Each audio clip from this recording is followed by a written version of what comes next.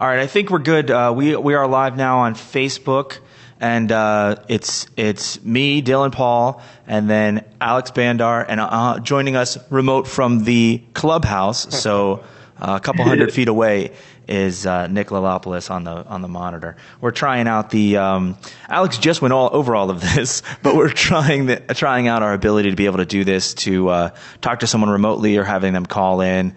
So Nick is providing that today. Helping us troubleshoot. I think I'm good technically. This could be a pretty crazy one. So if anyone's listening to this and the audio's wacky or there's some kind of delay or feedback, please let us know, because you'll help us troubleshoot this a little bit. But we think we've got it going, but it's hard for us to be on both ends at the exact same time. So if anyone's listening to this and notices that, a Friday afternoon on the weekend before Memorial Day. I'm sure, very few. We had a meeting. AEP was going to come by with about 10 staff to check out their new innovation offices, which are where Nick and I used to have our desks, and only 2 people showed up. So I think everyone is taking off on Friday. Oh, yeah, I know. The Friday of Memorial Day weekend or whatever, who knew it was going to be so quiet here? Especially the Idea Foundry, because I know like the 3 of us, we typically think like weekends, holidays, weekend. They're all the same, so it's funny to see so few people here now. And it's flattering to hear Brooke Paul mention, you go to Rev 1, 5 p.m., not only are all the staff gone, all the startups are gone. It's like, you come here, midnight, 2 in the morning, someone's in the wood shop, someone's doing something. Yeah. So I'm going to click on our Facebook Live. This is really funny. It reminds me of all the staff gone, all the startups are gone. Oh, no, I did that. Yep. It was my fault. This reminds me of a WKRP in Cincinnati episode where I think just one of the DJs, might have been Dr. Fever, is just sipping coffee and talking to one of the producers, and then the producer realizes he's not in the booth. He's like, shouldn't we be spinning right now? Yeah, somebody might be listening. Oh, shit, you're right. There might be one listener listening to the entire... I'm not sure we have one listener. But, I think it's one of us. I don't know. I'm watching it, you're watching it or whatever, so the... one listener. It really doesn't matter, because you can go back and watch these. I think the majority of people don't watch them live. The majority of people, honestly, in my mind, this is a real peek behind the curtain, an Inception peek behind the curtain. But in my mind, the Facebook Live is just where most people get their information and like notice things. So you do Facebook Live. Facebook itself likes to promote live videos more, because that's like a big thing that they're trying to do. So you're more likely to see it. I just want people to know that we're doing it via Facebook Live. But they don't have to watch it live necessarily. And Nick, when you were asking, like, so what are we doing right now? Why are we... I think this is one of the very really interesting things we learned by doing. So it never would have occurred to me to just do it for the sake of notifying, getting on someone's timeline. Yeah, well, that's honestly how I see it for this thing, and also for like Levi and I's podcast. I want no part in this. That's a plug. And they the reason we do that too is because like I don't really necessarily anticipate, especially as much interaction or whatever, people actually live interacting with us or participating. But I really just want people to like have seen it somewhere. Hey, these people were live. It's a live event, and Facebook promotes those better than other things. Yeah. So do you want to get... I closed out my document, but did you want to get into the things I had before we even talked about doing this, Nick as the Bond villain on the screen, was just basic housekeeping, because I feel like people are going to listen to this later. And it occurred to me the other day, I noticed on Facebook that someone was like, what was it? Aubrey said, if this is your car, you need to move it because the Stoff's people are in here. And then someone was like, Stoff's? Are we getting Stoff's coffee? Yeah. So people don't realize that the construction is in full swing at the moment. Downstairs in the further half of the lobby, that's the east end of the lobby, and across from the desk. So Stoff's is going in there. There might be some noise, especially in the beginning as they're doing some demolition and actually building out that area. But yeah, things are still going on there. So eventually, what did they say? A month or so, let's say, when Stoff's will actually be in there and we'll be able to get coffee. Yeah, if I were a betting person, I'd say end of July, beginning of August. And one of the reasons that we didn't really broadcast this. I think they're making an announcement either this week or next. Stoffs is. But I don't like to announce something until I really know it's happening. And sometimes you get in a catch-22 where you need to build buzz and excitement and get people motivated, especially if you're trying to fundraise. But this wasn't that case. So, Nick, this is a highly distracting environment. This is amazing. I have my laptop where I see Facebook Live. We see the tablet, which we're using to record, both Dylan and myself, and Nick's TV here. And the image on the tablet is a bit cropped compared to what I see here. Yeah, that's a weird thing that that Facebook does, is they show you a tighter view, and that's not really accurate. Like, I'm barely on there, but I'm actually well within the... And that's why I'm leaning way forward, because now I can see myself in that tablet. But here, you can see me fine. And then, Nick, I can't imagine. What do you... Are you just... You're just seeing what we're seeing from that tablet. I'm seeing a big white area with a little tab. I'm staring at a tablet. The tablet's about a 20th of my screen. I see. But what do you see us then? No, I can't really see you guys at all. Okay, are we just no visual aid? That's because he's seeing. He's seeing the that webcam there. So you see my hand right now. Hand, right? So we have so many simultaneous streams, not all of which are contemporaneous. I think the Facebook Live one is so. We've made a funhouse mirror version of reality right now. Remember so what I had done was in order to get like chat, if it had come in when you heard yourself, was I maximized the Facebook video to just kind of like get a better chat window, and it by default unmuted the sound, but the sound for Nick is going through my computer to the recording device. Yep. So that's why we all suddenly heard it in the headphones. Now, do you remember where exactly every wire? You can replicate the setup. Yeah. It's crazy, but yeah, absolutely. It's not that complicated. The complicated part is trying to be able to actually communicate with Nick in a way that he's not completely lost about what we're talking about, but also that we get his audio, especially in the best way possible, and then broadcast that to Dylan, Facebook. What if we put the webcam on top of the iPad so I see what the iPad sees? That I'm going to take my headphones. We don't have the cable for that. Well, I tell you, I might be able to just put this on. You could see Alex and hear me, but that's the problem. Also, is I want you to be able to hear. So you're telling me that I need to buy a USB extension cable on Amazon, right? Got it. Maybe we could do that. I actually feel like, well, now he's just seeing himself. That doesn't help at all. Whoa! This is my favorite thing. Am I nauseating? Yeah. If we can get the webcam on top of the iPad, then I can always see what everyone else sees. Yeah. I think that might be good for our remote viewer. Or let's just do this. How about Dylan and I just sit on the same side? Whoa. Yeah. Well, see, what you're doing now is exactly what I said. Is we should bias towards the Facebook video, even though I like Nick and I do want him to be able to see what we're doing. Well, I feel like as long as it's not distracting for him and he can still participate in the conversation, it's fine if his video isn't perfect. So now he's seeing me pretty well. Are you? Do you have Facebook open on one of your machines? Yeah, but you're going to get a delay. Well, I know about the delay, but what I'm curious about is whether you can see questions that people post or comments. Because sure. One of the reasons we're doing this, just to fill you in, we'd like to be able to have conversations with people in almost real time, to ask them, hey, look, we have 30 instructors. Each of them can teach 10 classes. You can probably teach 50 classes. What do people want to learn before we actually go through the effort of beta testing something? So I'd love to be able to push a survey to Columbus with 100 different classes, and then say, hey, next Friday 2 p.m. or 6 p.m. in the evening, we're going to have a face-to-face meeting with all the people who answered the survey, and then we can stream live and see people asking comments in real time. And in this way, in an hour, we can have a digital town hall that gives us the finger on the pulse of what Columbus wants. And it's funny, it's very hard not to look at you on the big screen here. I should probably be looking that way just so that the tablet doesn't get the back of my head.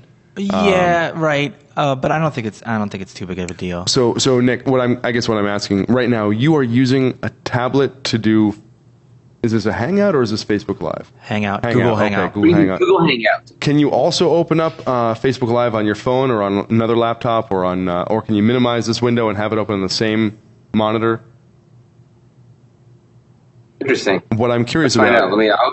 and I would turn your volume down because we are going to be delayed 10 seconds or so, but what I'd like to know is if we're asking someone in New York or San Francisco to do this, how do we let them see these comments too? And maybe the process is... Oh, yeah, absolutely. So that's what they should do, but of course be turn careful the of their audio off. audio from Facebook Live, because like you said, if I do it right now, you'll hear exactly what it is. Interesting. What I'm curious about... See, so it was us from 10 seconds ago. Sure. And Or I even wonder if, we are now accustomed to speaking while seeing the delay here.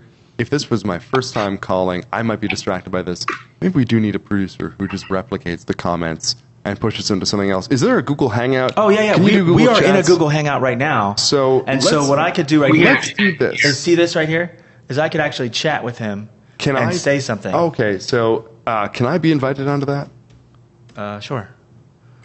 Just to let you know, I do have I have my iPhone open to the Facebook Live next to it, so I can actually see everybody and I can see the chat there. So... Yeah, so from your perspective, Nick, if you were calling in, this wouldn't be too weird. You're just basically calling into Google Chat. And So- you wouldn't be distracted by all the various screens that we have going on.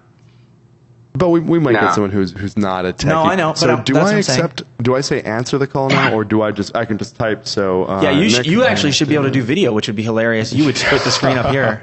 But you could do that. you mean if I? Yeah, if you actually joined it as a video chat. Yeah. There you are. Okay, you have but your to- audio is what's killing it. Your laptop. Well, I Look at that constantly. What? Muted. I don't. You could also, mute is fine. This is trippy as damn hell. Oh, so I can play producer right here and click on all the various Oh, cameras. is that how that works? Yeah, there we Oh, go. okay, so if I this is- switch this to me, Oh, hold on. If I switch this to me while I'm talking, I could play producer and say, hey, here I am talking into the camera, and then Nick starts talking, we switch to him, and then we switch to Alex. Except, I don't know why, but yours looks terrible. Doesn't it? Look like you're going through soup. Yeah, I bet you his camera is so dirty on that and laptop. have you see how like is that better? Oh shit!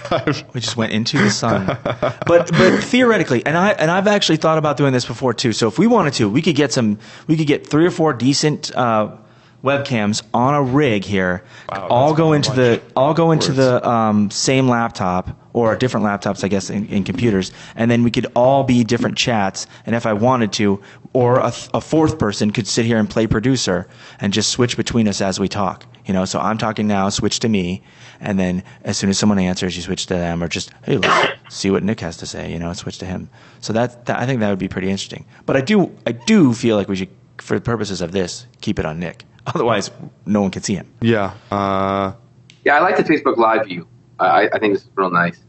You can see how Hangouts will automatically switch whoever's talking will appear on the TV behind.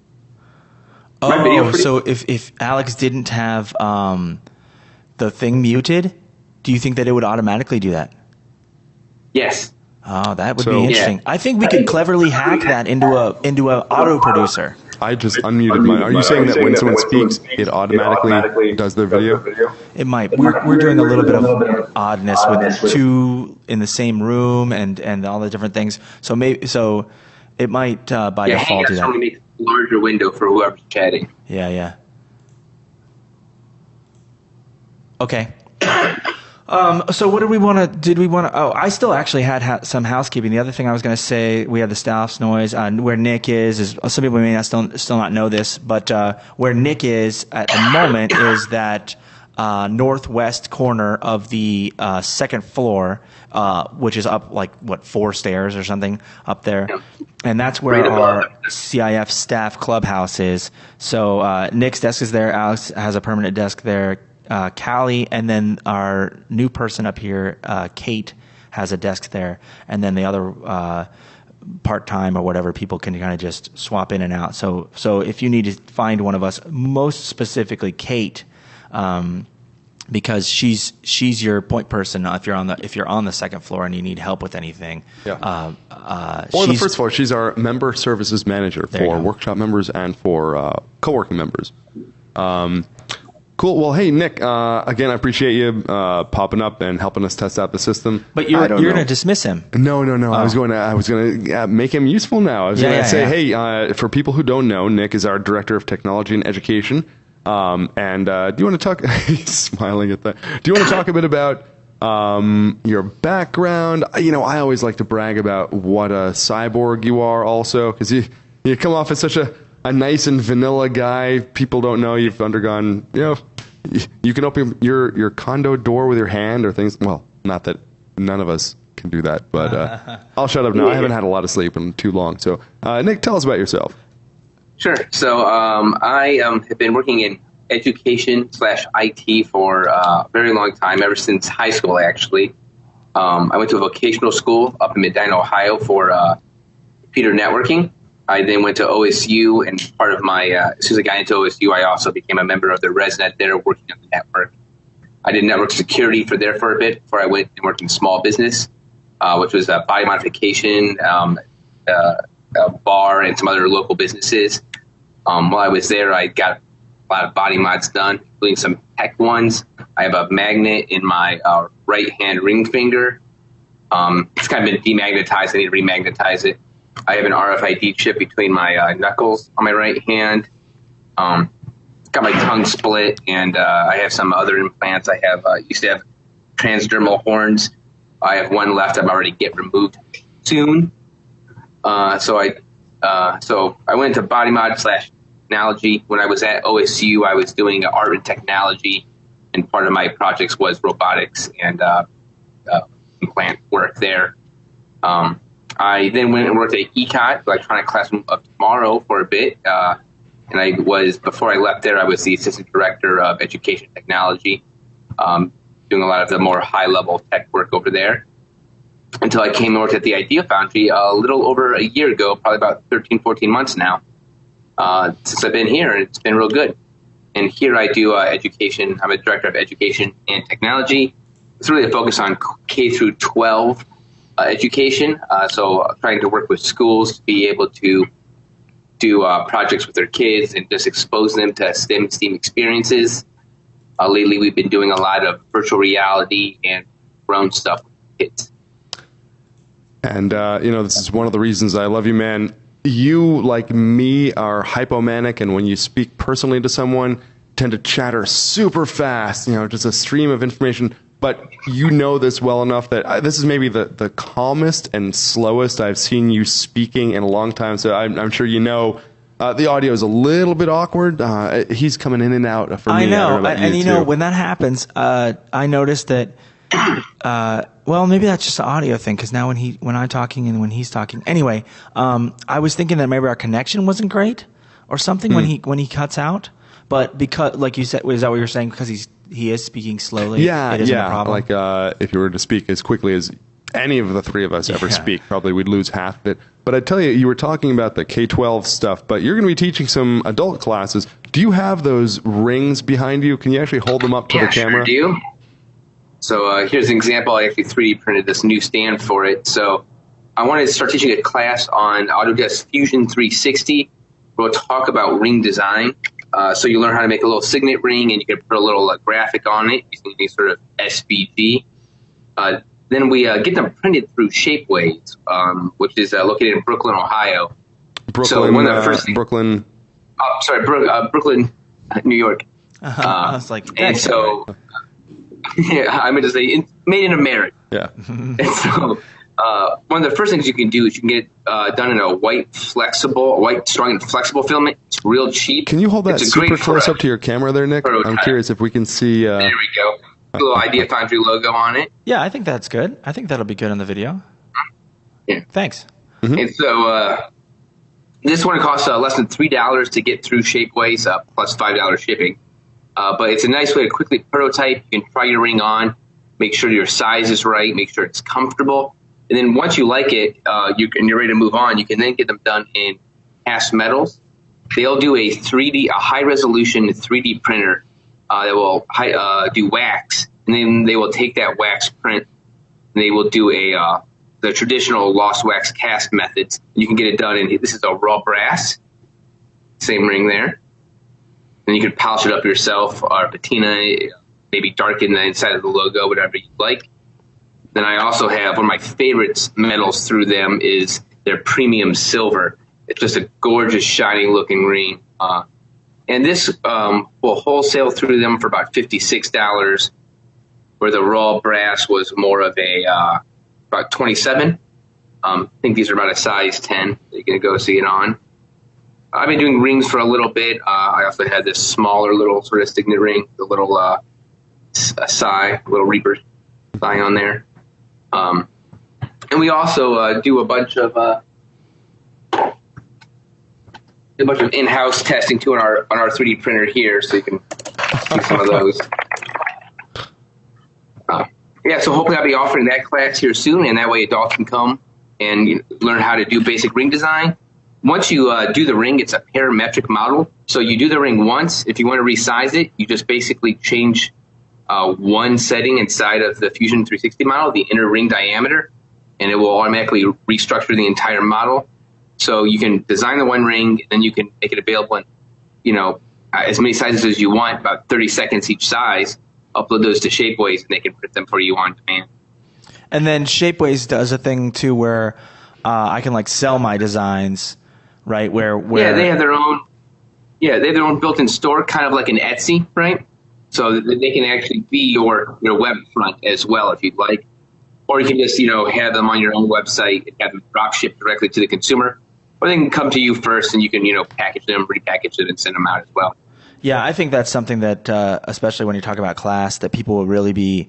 That's the part that I think most people will really like. It's you don't have to carry inventory. Yeah. You don't have to figure out how to make the metal part of it. You are just design, and I feel like that would be pretty nice. A lot of people here, a way to get your feet wet. Well, especially as the trend I see at OSU and CCAD for their graduated designers, they're amazing at 3D solid modeling, and maybe or maybe not at the actual fabrication of the part. So I think play to those strengths. If you're graduating people who are super creative, do you also have that 3D printed fidget spinner? I sure do. I think that's a class we should offer. That's so hot. I bet you parents would pay for their kids to customize some of those shapes, either to put in their initials or a little bit of the shape of the edge of the... So the model I currently have is modeled in something called OpenSCAD, and it's a unique way of 3D modeling. It's basically script. It's all in code. And so basically you write the code and then it can render a 3D model. And so I have these regular fidget spinners here where they use a bearing and then they use nuts on the outside. I was testing different size nuts. So we have a 1/2 inch, I have a 5/8, and a 1/4 inch. I really like the 5/8. I was also testing them out, having 2 nuts on the outside to see how that would do. The more weight you have on the outer end of the rays, the better they kind of spin. So while this 1/2 inch is nice, my hands are a little too small. I feel like a lot of people have issues with this on fidget spinners, that sometimes they're too big for your hand and they'll hit your web a lot. This 5/8 one is nice. It's a nice kind of compromise between the two. I can easily spin it without it hitting my hand. And it's really nice in pocket size. Yeah, But recently... You know what I was going to say? What's funny about that is you're just kind of glossing over, but how easy it is to make an iterative change for when you're talking about rapid prototyping. I mean, a lot of people refer to 3D printing as rapid prototyping, and you're just what about a bigger one? What about a slightly smaller one? What about this size nut? I mean, it's just so simple to make those little changes. I think that's impressive. Each of these takes about 45 minutes to print. So I could test it out. Sure. I also have this other really neat one here, which is it's fully 3D printed fidget spinner. Yeah. It doesn't use the bearing in the center. It's actually prints in place. As soon as you get off the printer, it just spins. Yeah. I used a little bit of silicone lubricant in there to make it spin a little bit nice and easy as well. Yeah. What about weights on that one? Does it seem like it needs more weight on the outside? Well, when I printed it with 3 outer shells. So it's a little more solid on the outside and about 50% infill. If I were to print it with 10% infill like I do with most prints, it probably wouldn't print that well. Yeah. If I printed it solid, it would probably spin maybe a little bit better, but it would take a lot longer. Mm-hmm, this one took about 3.5 hours as is. And, it could probably use a little bit more weight on the outside, but I'm not unhappy with how it turned out. Yeah, but those are the things to me. Obviously, this is the thing I keep going back to is the iterations and also like the improvements that can be made. This I see.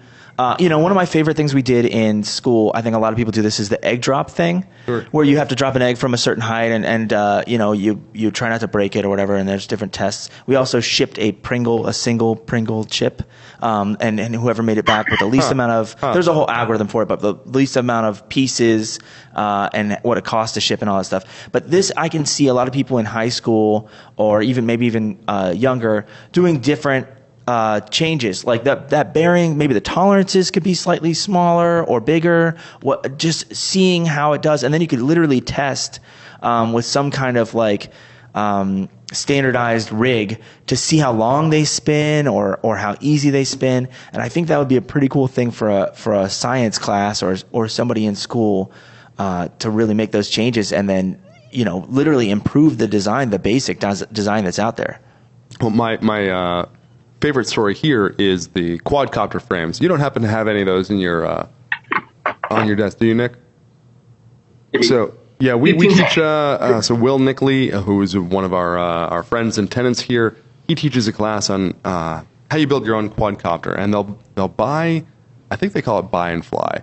Yes. You buy one that you can just fly line of sight, but then they'll hack it. They'll 3D print a little mount. They'll put a little camera on it, and for $200, you get the goggles, you get the controller, you get the quadcopter, and they were using a downloadable open source 3D model for the frame, but they found out that bouncing against the walls, it was popping some of the. There we go. I'll let you talk about the savings in weight and the just the better performance and how many iterations that represented. Sure. So some of these are done by Shin Drones for the main design on this one. This one was designed by one of our guys in-house, Will Nickley, who's part of the Safety Third racing team. Basically, this was a nice design because it has a little spot for the FPV camera on there. It has these little ducts to help guard the props. And when we first started printing these, I was doing them in PLA, but I was literally switching them out about once or twice a day while I was learning to fly the drone from crashes. So so we tried a couple different designs, but no matter what, the PLA would normally still crack. So we bought some nylon plastic composite filament, which actually allows me to bend and contort this frame, and you'll see it just goes right back. I have not busted a single frame since we switched to this other specialty filament. So we not only sort of iterate with the design, but we also change the sort of filaments to try to get different characteristics that will help us be more successful as well. And it's a little bit lighter too, isn't it? Oh yeah, it's a little bit lighter. That's why, especially this one, you see we shaved off a decent amount of weight on that. When you talk about these small drones, the weight of it directly affects the battery life you're going to get. So especially when you're trying to learn how to fly, or so, you don't want to be switching out batteries every 2 or 3 minutes. That's very aggravating because you really need some good flight time. So by making a lighter frame, it'll allow you to get more practice time in as well. Yeah, love it. And, I also go ahead. I also grabbed the little Groot here as well, which was done with another specialty filament. This is called the Wood Fill by Color Fab, and it has wood fibers within the PLA. So it has more of an actual sort of natural sort of appearance to it. And Groot was the obvious model for me to try print with on here. And I have some bronze fill coming next week, which is 80% bronze powder, 20% PLA, which is a corn-based biodegradable plastic. And it will allow us to have a heavier weight. It can be sanded and polished to sort of reveal more of that sort of bronze sort of sheen and structure to it, as well as be able to be patinaed and oxidized, have a unique sort of characteristic as well. So I want to try to maybe do like a 3D scan of Alex there, print him out in a little bronze statue, and sort of see how that works as well. Yeah, that would be fantastic. Because obviously, you're saying that because over the weekend, last Saturday, we had an event here where some some in-house work was done, and then we outsourced it to some local places. But they made of the former mayor Mike Coleman. They made a sort of Oscar-esque statue of him and presented that as an award to Chris Sherman, who's the main guy over at 400 West Rich, which is one of our neighbors here in Franklinton, and they do artist spaces and stuff like that. Very cool space, much like the Idea Foundry. But anyway, they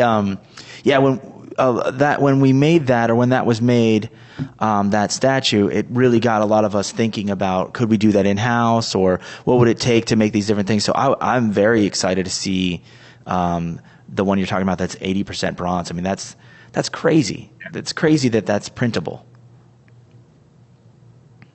You need a larger nozzle diameter a lot of times because of little particles. If you have a 3D printer with a small nozzle, which you would normally have on a 3D printer for higher detailed work, but the powder and stuff can clog. So we have a 0.5 millimeter nozzle on our TAS 5, which should be perfect for printing that bronze. Great. I can't wait to see it. I'm trying to find a photo of that Mayor Coleman from Art for Franklinton. I'll put to the Facebook comments.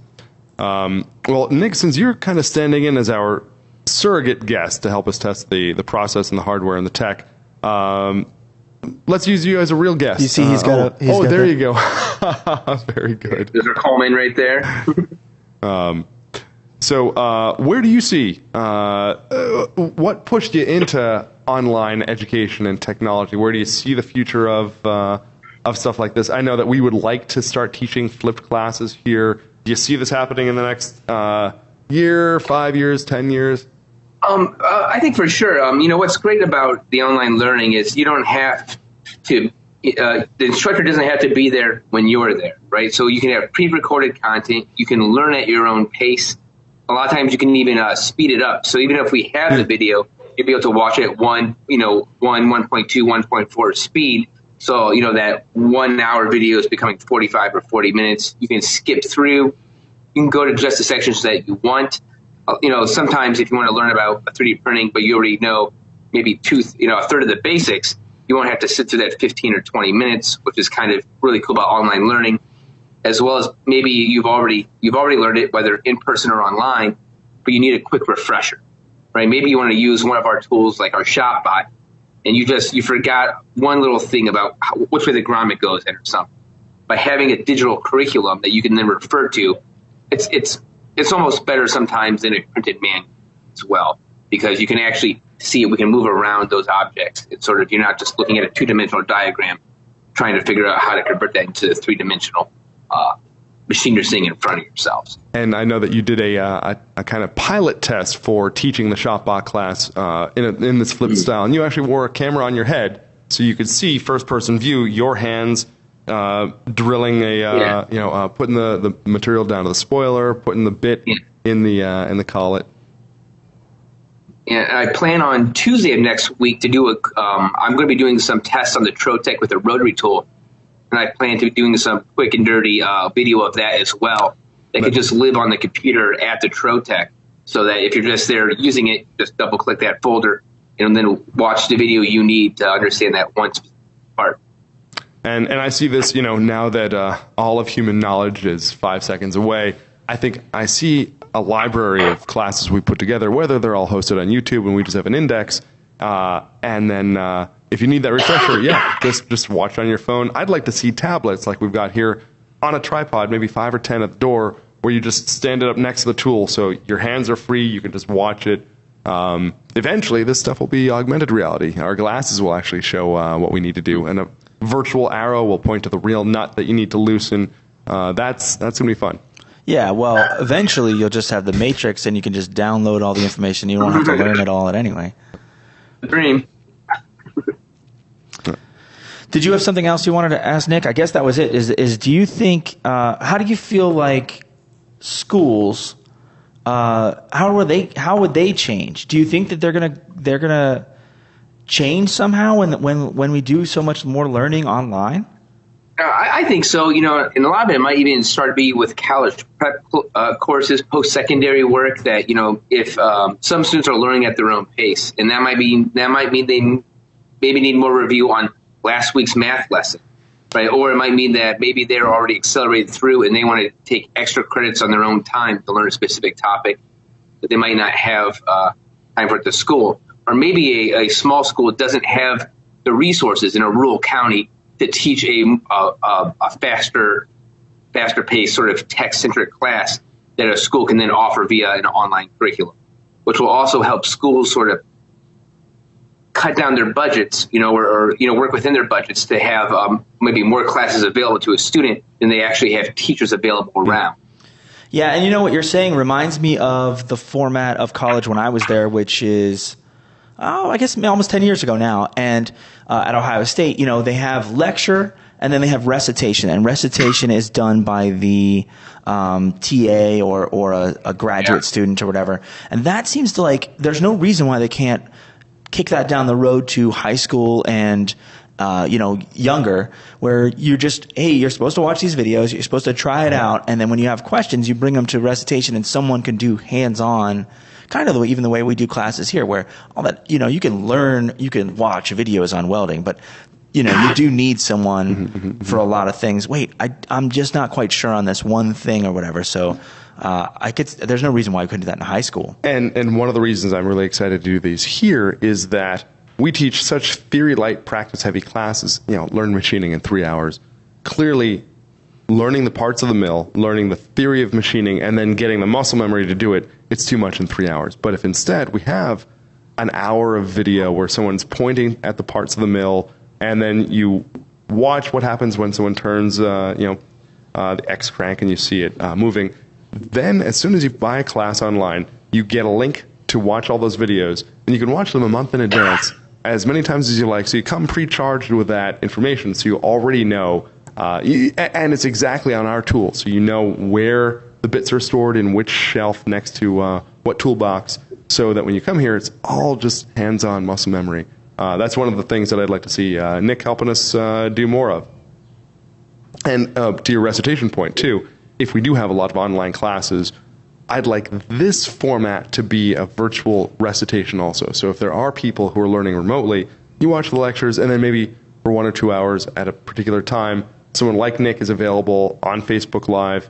And I'd like to see, can we do a split screen where you actually see your software too? So let's say we're answering questions on Fusion 360.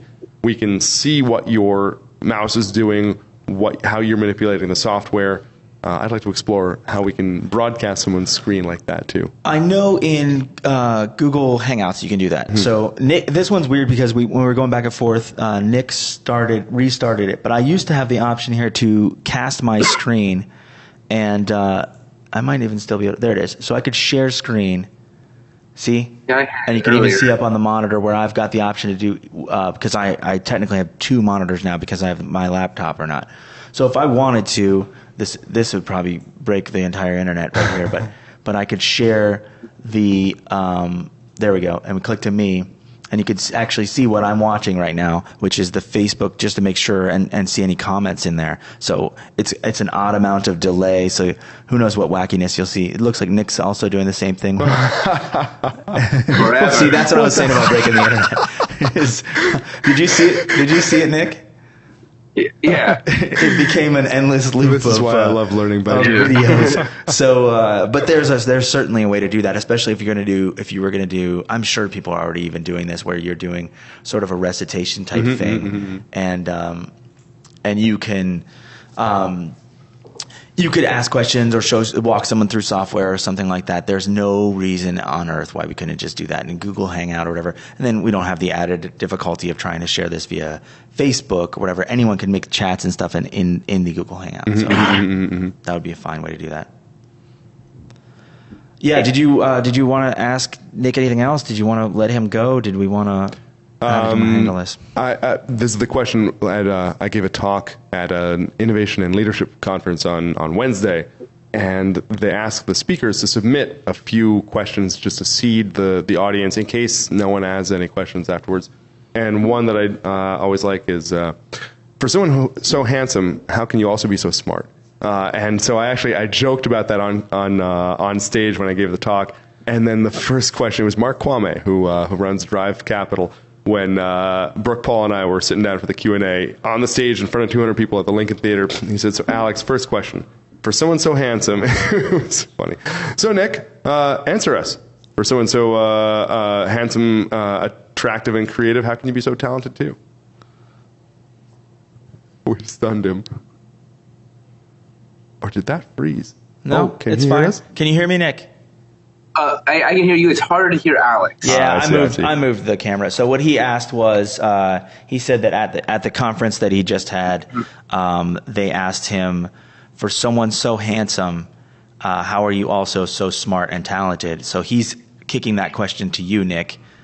For someone so handsome, how are you so smart? It's simple. I'm really short. All right, I might look beautiful on the screen, but I'm like 5'2" in real life. So I have to be smart just to compete with all the big guys. Nice. It's a survival instinct. Horrible at sports. That's funny. But you ran track in high school, didn't you? Oh, maybe it is hard to hear me now. Yeah. Oh, that's why I see. Because I moved it. Okay, cool. So I think that's a good way to end on it. Yeah. Thanks for troubleshooting. Thanks to the audience. Thanks for troubleshooting with us, Nick. And then thanks to the audience for bearing with our ridiculous, I'm sure you can see on the screen here, but we've got a spaghetti of wires running through here. And we've got a crazy technological thing we're trying here. But I think it turned out pretty good. And we actually had a legitimate conversation with Nick. And I love all that stuff that he was showing us. So thanks for bearing with us, everybody. And we'll see you next Friday. Sounds good. Thanks, guys. Have a great weekend.